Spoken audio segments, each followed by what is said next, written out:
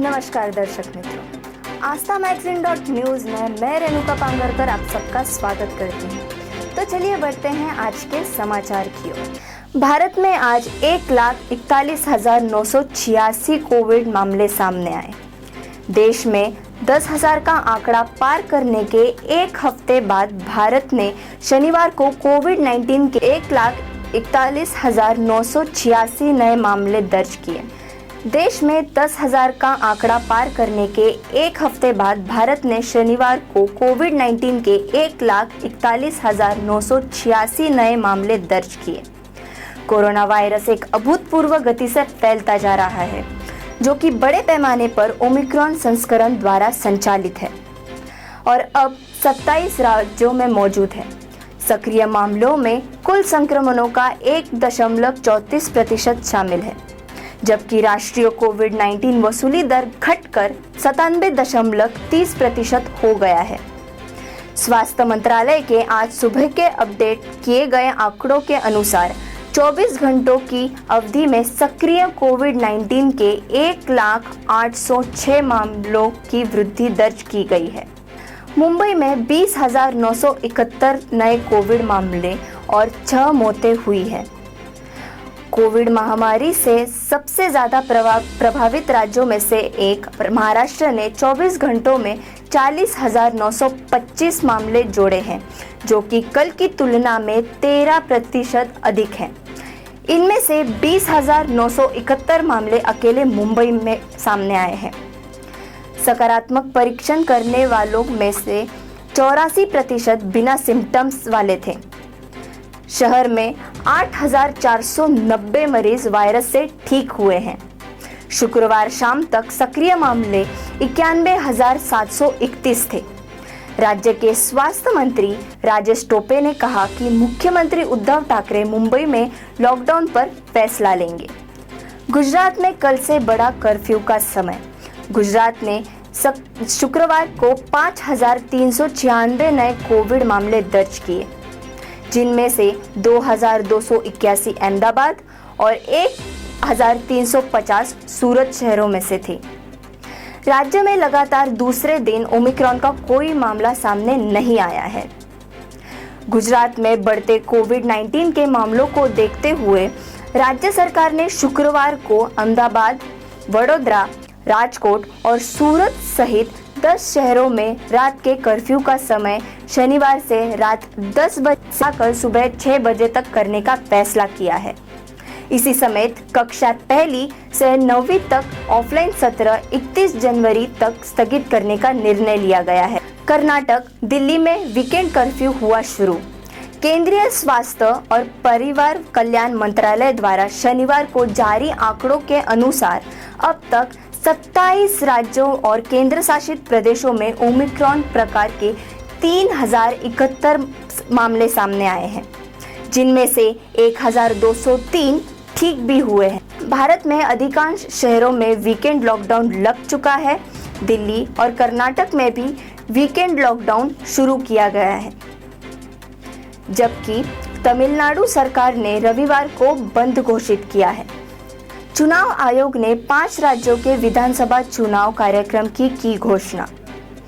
भारत निर्वाचन आयोग (ECI) ने शनिवार को गोवा, पंजाब, मणिपुर, उत्तराखंड और उत्तर प्रदेश की विधानसभाओं के जनरल चुनाव कार्यक्रम की घोषणा की।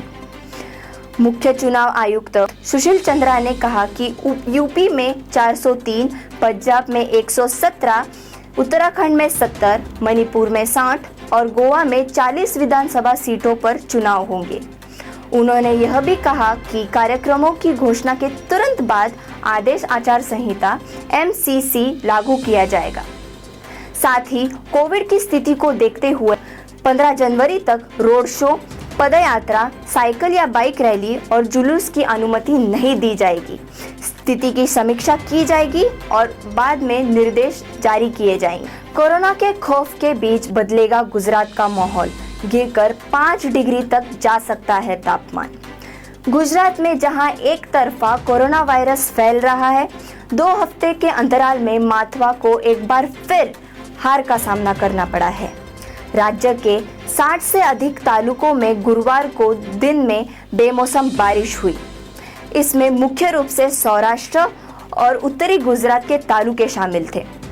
मौसम विभाग के अनुसार राज्य में अगले 3 दिनों तक भारी बारिश की संभावना है। माथवा के बाद राज्य में कई जगहों पर आज माहौल हिल स्टेशन जैसा है। सभी विदेशी यात्रियों के लिए 7 दिन का होम क्वारंटाइन अनिवार्य। सरकार के नए गाइडलाइंस के अनुसार सभी अंतर्राष्ट्रीय यात्रियों को 11 जनवरी से भारत आगमन पर 7 दिवसीय होम क्वारंटाइन से गुजरना होगा। ऐसे यात्रियों को भारत आने के 8वें दिन RT-PCR जांच करानी होगी और अपना परिणाम एयर सुविधा पोर्टल पर अपलोड करना होगा।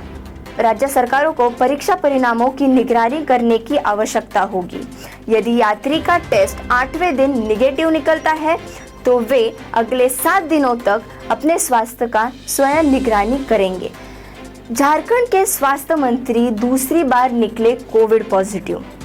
झारखंड के स्वास्थ्य मंत्री बन्ना गुप्ता शनिवार को दूसरी बार कोविड-19 के लिए पॉजिटिव निकले, जिसके बाद वह घर में ही आइसोलेशन में चले गए। अगस्त 2020 में कैबिनेट की बैठक के बाद वे पहली बार पॉजिटिव निकले थे। उनके शिविर कार्यालय द्वारा जारी एक बयान में कहा गया है कि श्री गुप्ता अब अच्छा महसूस कर रहे हैं, लेकिन उन्होंने अपने जमशेदपुर स्थित आवास पर खुद को अलग कर लिया है। कर्मचारियों की कमी का सामना कर रहे अस्पतालों की मदद के लिए यूके ने सेना को बुलाया। ब्रिटेन के रक्षा मंत्रालय ने शुक्रवार को कहा कि उन्होंने देश में रिकॉर्ड कोविड-19 मामलों के कारण कर्मचारियों की कमी और अत्यधिक दबाव का सामना करने वाले अस्पतालों का समर्थन करने के लिए सेना की तैनाती शुरू कर दी है। ओमिक्रॉन संस्करण की वृद्धि के साथ ब्रिटेन ने पिछले सप्ताह हर दिन 1.5 लाख से अधिक नए मामले दर्ज किए। प्रधानमंत्री बोरिस जॉनसन ने कहा कि टीकाकरण और संस्करण की कम गंभीरता के कारण इंग्लैंड नए प्रतिबंधों के बिना उछाल का सामना कर सकता है। मयंक अग्रवाल 3 में से ICC men's player of the month के लिए नामांकित। भारत के सलामी बल्लेबाज मयंक अग्रवाल को न्यूजीलैंड और दक्षिण अफ्रीका के खिलाफ टेस्ट सीरीज में शानदार प्रदर्शन के बाद दिसंबर के लिए ICC player of the month पुरस्कार के लिए नामित किया गया है। अग्रवाल के अलावा न्यूजीलैंड के स्पिनर एजाज पटेल और ऑस्ट्रेलियाई तेज गेंदबाज मिशेल स्टार्क को भी पुरस्कार के लिए चुना गया है। अग्रवाल ने 69 की औसत से 276 रन बनाए, जिसमें से 2 अर्धशतक और 1 शतक शामिल है। ऐसे ही समाचार और देश विदेश की खबरों को सुनने के लिए हमारे आस्था magazine.news को लाइक करें, शेयर करें और सब्सक्राइब करें। धन्यवाद।